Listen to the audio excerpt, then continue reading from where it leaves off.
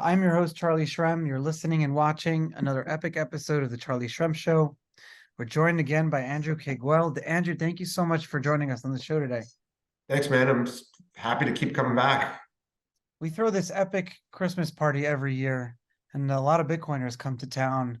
And every year we do like a theme. This year it's like Willy Wonka and the Chocolate Factory theme. And Nice. you're more than welcome to come. What about you? I'm shipping the whole family to Mexico Where? Why Mexico? because it's all inclusive. I've got the Nice. family's so big, and I've got babies and kids, and so I need a place where it's all inclusive. There's cleaners involved, and I don't have to like rely on like my mother-in-law and my father-in-law to do stuff for me because that might drive me insane. There's I just read an article the other day. It's like the cost of a luxury vacation is just bonkers these days. It really has. It's crazy because travel is the ultimate way to like live the world, and it's just travel has gotten so crazy. I've looked into some all inclusives too. Just super easy when you have a bunch of little kids, right? Yeah, for sure. But so how are things going over at tokens.com? What are you guys working on right now? Things are okay. We're looking at different ways to enhance shareholder value. We're looking at maybe potentially selling some of the businesses. We're looking at, we chatted briefly, possibly selling the domain name. I'm looking into that. Um, with us not being a retail business, I figure there's got to be somebody else out there that's got something more valuable they can do with tokens.com. So we're exploring. Yeah, there's probably a lot of different things that people can do. What are you reading right now? I'm reading Going Infinite You by know, that's the book about SBF. yeah, I'm about halfway through it. Did you read it? I'm not reading it. This has been such an interesting year. You had Sam Bankman-Fried's trial. You have CZ now, but we're in this like bull market that we've been in the last couple of months. Bitcoin's like around 38,000 right now. Right. A lot of crypto projects are doing really well. A lot of projects that I've held since like people like we've had people on this show 2 years ago that their token has been going down for 2 years. We're finally now they're like back at their all-time highs of where they were 2 years ago. So that's kind of cool to see projects like finally doing well again. But it's been like such an interesting year in terms of there's still Yeah. no regulations. Yeah. But let me go back to something there for Yeah, a second. So you saw SBF, you saw CZ. Does that trigger anything for you? Like, do you have PTSD over like some of your stuff? Like, because you must be looking at this and being like, you got to relate to this in some sense, right? yeah, especially so there's all the articles about how SBF is using mackerel in prison. So like I wrote about mackerel coin and my mackerel economics and been talking about it on shows like NPR on this show. Been What's writing. macro coin? You got to just educate me there for a sec. So like when I was in prison for that year and a half, I analyzed and wrote down my my views on like how a prison economy works and the black market and how the whole underbelly and there's this whole kind of like mackerel. I call it mackerel economics because the mackerel is the most liquid currency that you can use as the savings and also be used as a transactional currency. And I was like using macroeconomics to use a lot of comparisons to Bitcoin and to crypto. And so SBF is going through a lot of that right now. Uh, CZ, he's a friend of mine, so I feel he's come on the show so many times, but I feel kind of bad at what he's going through. Uh, they're gonna pay like a $4 billion fine, I think, but Yeah. I would never wish prison on my worst enemy. So to see potentially some of my, well, as Sam Bankman-Fried was not my friend at all, and I'm really happy I avoided that investment. But, um, you know, it's still, you're still seeing like regulation by enforcement, but it's different now. It's different now because they're letting these businesses continue to run. Like Binance is almost like looked at now as like a settlement. Binance can run full Right. time. Yeah. And people are trying to, what's, I've read there's some groups out there who are trying to buy FTX to Yeah, resurrect it. it's kind of interesting because if you've held your FTX claim up until now, you're like you can sell it for 75 cents on the dollar Right. at this point. And not only that, people are not wanting to do that because if you hold it, you're going to get pieces of all of these businesses and companies, and it's like you end up owning a piece of like a VC fund that'll end up doing very well because you own a piece of all these businesses out of the bankruptcy there. But Yeah, not but it's really bad. possibly, Yeah. possibly. But like I said, I'm reading that book right now. I'm not pumping the book. Frankly, I think maybe it's a little bit too SBF friendly, puts him on a pedestal. Yeah. But to get to the heart of it, like I don't think he was a malicious guy.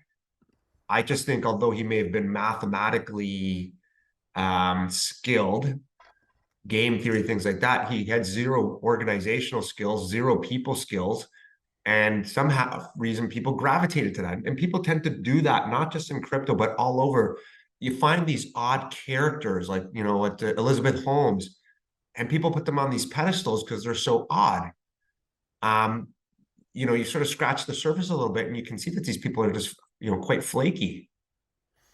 It's an interesting case because there's no way to know there's no way to know if a person was malicious or not, or what their intent was, or how they rationalized themselves, or what they said to themselves. Every person I was in prison with, you kind of like talk to them, and we there's most people in prison are at the point where they've like accepted their crime, or they at least have accepted their fate, and they've like said, okay, I'm gonna stop looking back, and they start to make amends, or they start to like figure out a way to move forward. um there's a lot of damage that was done with him, with Tons. especially to the community. Um and that book these books are always written by you don't know where the money comes from in the publishing world.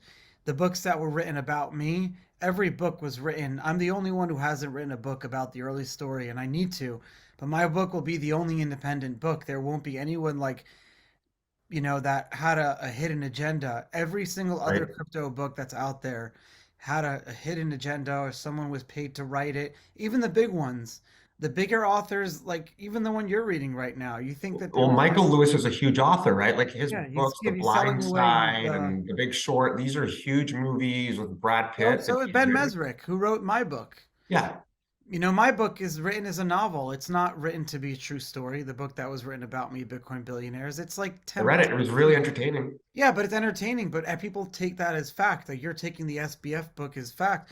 The jurors Yeah, are going to take it as fact. That's the biggest yeah. problem. And so, Yeah. He's going to jail for a long time, regardless of what people think, right? And I personally lost money as a result of SBF, so I'm not a fan. Uh,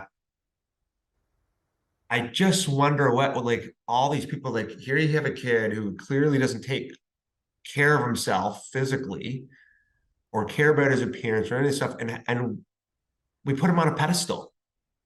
And that's really frustrating to me because I know lots of smart people yeah, who, because sorry, well, lots of smart people. I apologize. I just know lots of smart people that are ignored because they don't, it was a form of peacocking, I think. And I think it came up in court that he kept his hair long and crazy like that because he thought it, when he was working at Jane Street, it would get him bigger bonuses. It's a form of peacocking, right? Like when a guy goes out and he's wearing like the big loud clothing, it's sort of similar. We don't understand like Asperger's and autism well enough. And so what happens True. is these people who like him, who have a mental deficiency, we either load them up with drugs or we excuse their behavior, or we don't excuse their behavior. Either way, it's I don't know what happened there. I think the failure came down to like regulations. I hate to say it, because he should never have been allowed to be in a position where he could make a Super Bowl commercial and be in a position of being a CEO of a company without any like financial services. And how, there were audits, there were people that were looking at their books, but when you can count crypto as on your balance sheet as money, and the accounting rules around crypto are not clear and defined, and people can just do what they want as they want, that's what you get. When you don't have clear regulations, this is what you're going to get. You're going to get more FTXs. You're going to get more ambiguity. You're going to get more companies that are just going to try to figure it out. That's what you're going to Yeah. get. I hate to say And, it. and I would add to that, you would have the same effect with bad regulation, because bad regulation will then push people to the fringes to do things that are offside, and then you'll get more of this type of stuff. And again, it's not just FTX. You saw in Canada, we had the guy that mysteriously died in Quadriga, mysteriously died in India. You heard about that, right? Yeah, I mean, there's people like faking their lives. There's tons of people that are faking their lives to and doing plastic surgery and changing their appearances and getting new fingertips and getting new. Uh, Do Kwon, who was arrested in Montenegro, the only reason he was arrested was of a fluke. He had a shitty fake Costa Rican passport, but if they didn't catch him, he would have been gone with the wind too. huh. That's just how it is. You don't think that guy from Quadriga is sitting on a beach somewhere? I don't know. I mean, people. I saw some of the documentaries on it and said, people had seen his body and everything else. But his wife, or widowed wife, is still living in Canada somewhere, and she does not seem to be living up the life. So just don't know. No, she's not. She's in on it. It's very easy to like for him to convince himself. The thing is, like, True. I Charlie, you tell have to these be a stories. cold, cold man, a cold, I cold man to like, I'm gonna take my wife, I'm gonna fake my death, and I'm gonna just ditch my wife wait back to 10 Canada like I years. did. He'll Yeah, wait 10 years and then get her back, or wait 5 or even 3 years. right. People think I make up these stories, and this is why this podcast is successful. But I don't make these stories up. These are the stories that I've been told in prison. All these people that I met were people who tried to do these things and failed. So Right. all these people, like I met one guy who lived in Costa Rica for 10 years on his own, on the run. And Huh. the only reason he got caught was because he was going on a vacation in Iceland and his plane malfunctioned and had to land in Florida to fix the plane. And other than that, he would have been home free. Meanwhile, I know marshals and they always get you. You can Right. never be forever. I don't think there's anyone that they haven't gotten, but Maybe this guy just didn't want to get a divorce or go to therapy, and so he faked his own death and stole, $100 million in crypto. He's sitting on a beach in Thailand somewhere. You never could know. be, but you don't want to. I'll tell you this. I was in with a lot of guys who were finishing a 15-year stint, right? We're finishing a 15-year stint where they had an opportunity to run and they could have probably gotten away and been on the run in China or something for a long time. And I asked them like it worth doing the 15 years? You're 55, 60 years old now. And I said, Charlie, the life of looking over your shoulder, you don't want that life. Yeah. It's going to look Yeah. over his shoulder for the rest of his life. You still keep in touch with a lot of people you met while you were there? Almost none, maybe like 3 or 4 of some of the people, and I think it's for the better. I think it's like a memory of the trauma that you Yeah. have. It's fun when you're doing well and someone you're in with is doing well that you were in with and you meet up and you see them and you get together and you have some fun laughs and some fun memories. But then all these stories that your brain kind of like push down, they come back up. And then also, what if a person's not doing well? You also Right. feel like then you're responsible for helping them out. And then it's like a whole nother bag of worms that you don't want to go down. So there's definitely a lot there. But what's interesting is that Tether, Binance, FTX, all of these three big elephants in the room are now gone. They were Tether and Binance settled with the government. Yeah. FTX failed. Bitcoin and crypto is like very decentralized right now. It is hyper fragmented. There's not one place that Bitcoiners and crypto people are. They listen to all podcasts, they're on all types of forums. It's hard. There's no one place that you can go get the crypto customer. Like everyone's everywhere. The Right. 51% attacks are a lot more difficult from a community perspective. We're an economy, but we're not in one place. So who do you think possibly wins here? Coinbase? Coinbase is definitely a big winner because they're like the incumbent. Um, but Coinbase can't get too big. They were even reined in. They even were fined by the SEC or did their whole court battle. I forget what they did, but they even kind of reined themselves back and they ended their earn program. And they probably lost a little bit of money in the Three Arrows debacle. They just haven't admitted. Everyone lost money from. There's so many companies that were touched by the Genesis, Grayscale, Digital Currency BlockFi. Group, BlockFi, Three Arrows, Gemini, Binance. Like everyone is, it's so incestual that everyone is in on it. So the ones that are still around that have all their customer funds, they just ate the difference. Good for them. Thank you for doing that. That's awesome. Binance set up an emergency fund for a reason, an insurance fund for this exact reason. The ones that couldn't make it and that failed were the ones that, I hate to say it, never been through a bear market before and never knew what it was like when you have to call all your customer deposits because it happens. So in looking at the state of crypto today, have we, in a sense, failed? We started off as this counterculture, going back to the OG Bitcoin, the white paper. It was a response to the 2008 financial crash. And you look at it today, is some of the counterculture from this gone? You have Goldman Sachs, JP Morgan, Citibank are all writing 200-300-page reports on crypto, Bitcoin. You have the top 12 asset managers in the world that have all filed for ETFs, including BlackRock. And the guys who come from that counterculture, the guys maybe, who started these businesses and are trying to sort of make a difference are now, have failed. It's a really good question. That's a really good question. From what I gather and to summarize what you said, it seems like every time someone tries to become like the leader or a centralized or a like person or company that gathers too much attention or like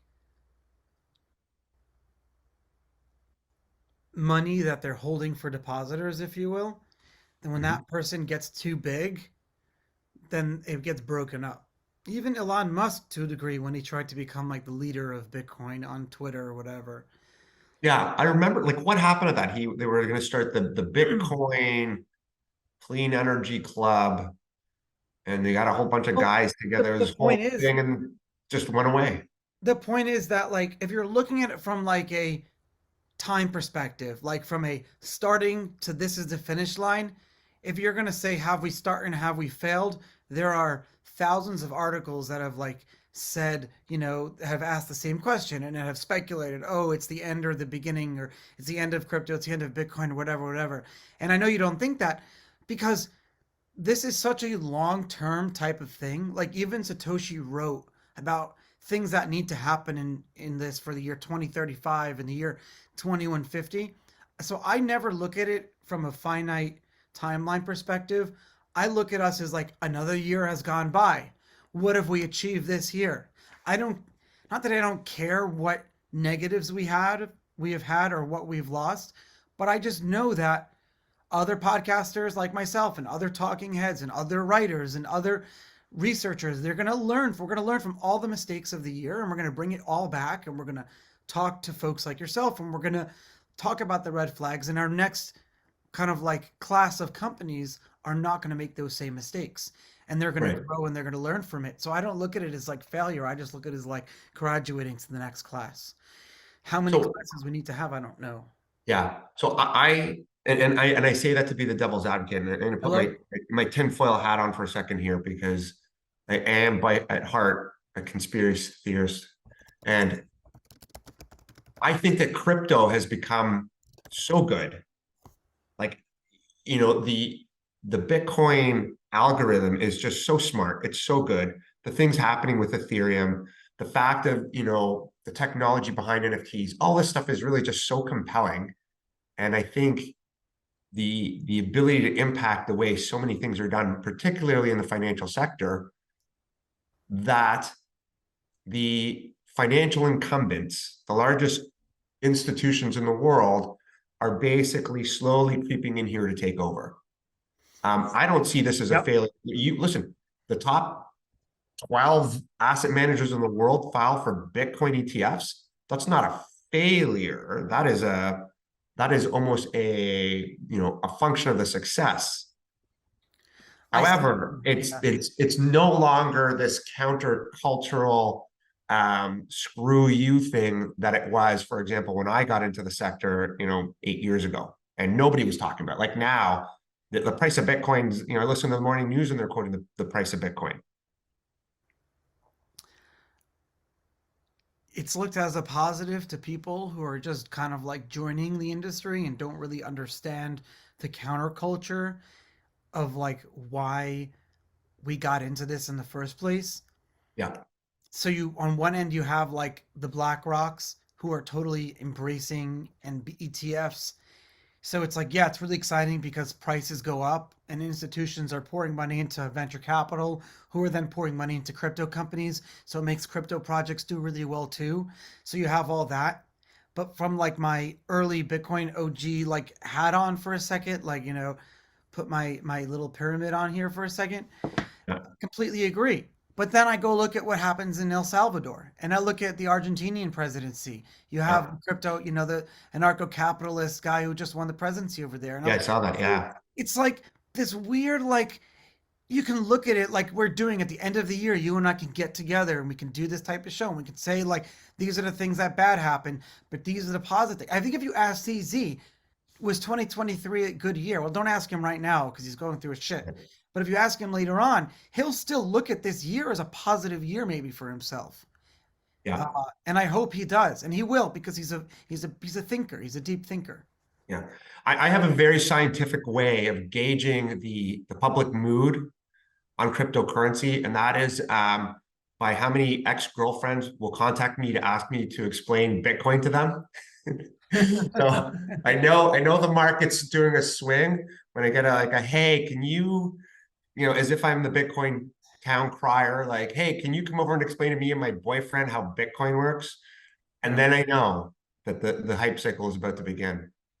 it's so true. It's funny because in 2017, that was what triggered the end of the bull market for me when a guy that I was in jail with contacted me out of the blue.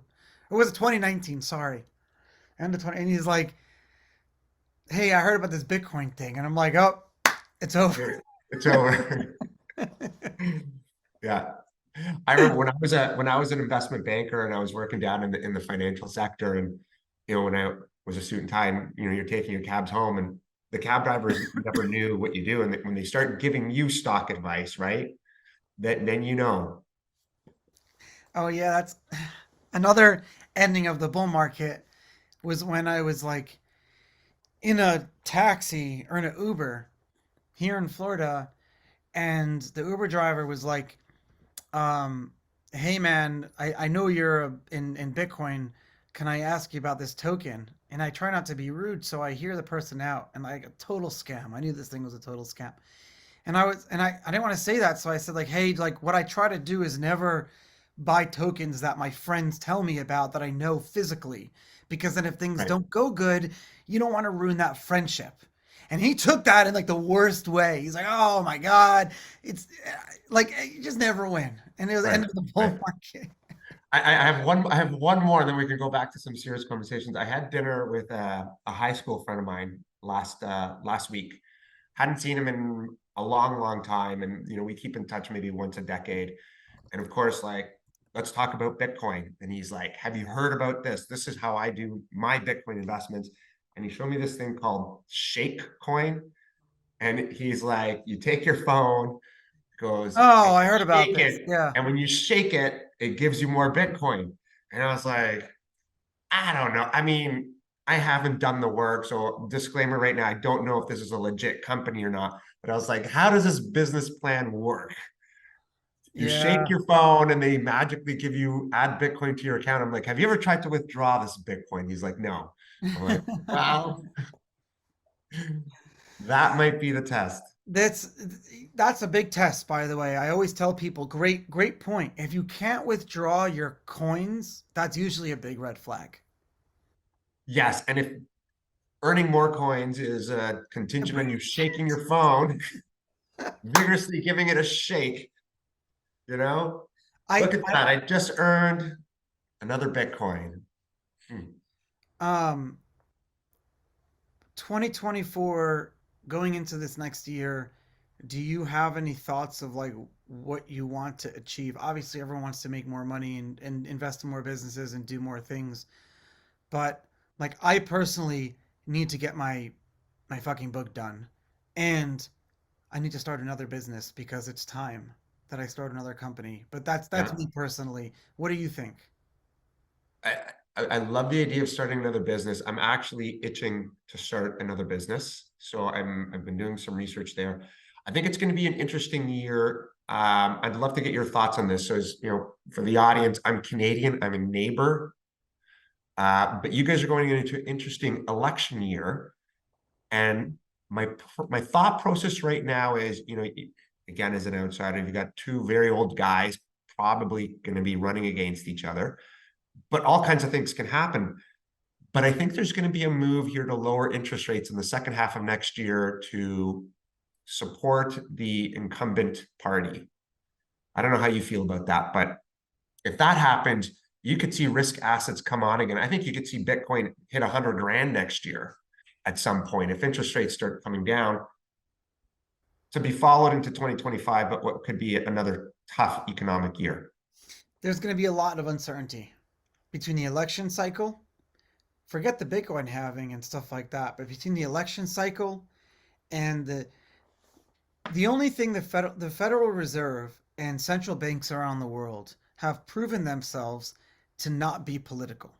They've like completely the Japanese central bank, the European central bank, the central bank of the whatever they call themselves of England, the central bank of England or whatever, uh, the Canadian central bank, every like financial authority around the world has proven themselves to like be, but only because it was in the best interest from a narrative perspective to raise interest rates.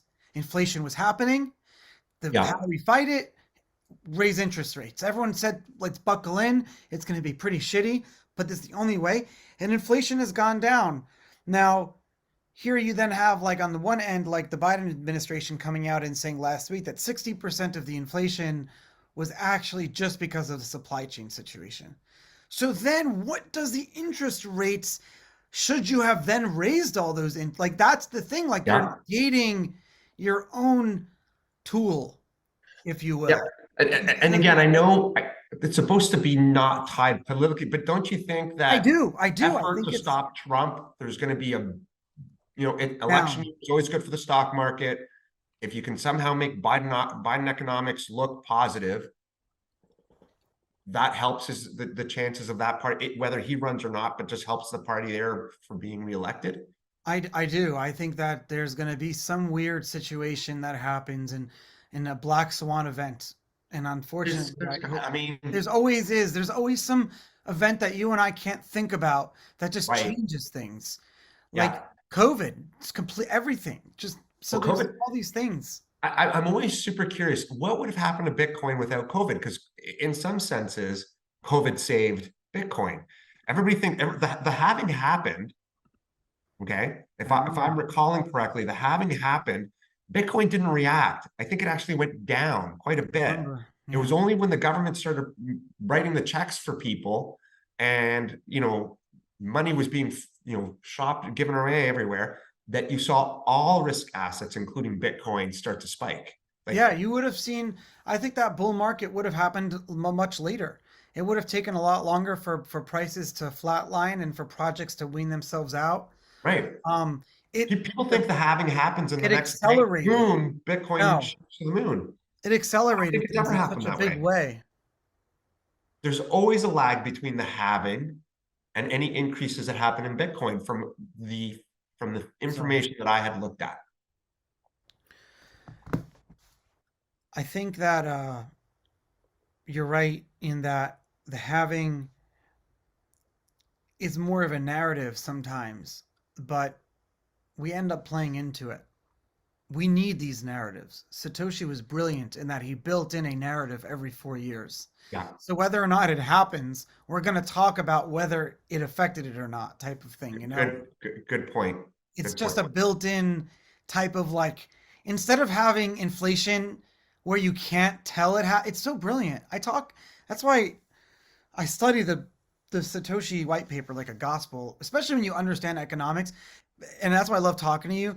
But it's exactly, instead of doing slow inflation, he just did once every 4 years, because this human psyche, we need those like inflection points in our lives. We change every, people say every 5 to 7 years, but it really is every 4 years we start thinking about change. But we move homes, we change jobs, we, Yeah. change relationships. We every 5 to 7 years, like, so he thought about like, let's do the halving is like another, in our cells recreate every five or something like that. We're like new people.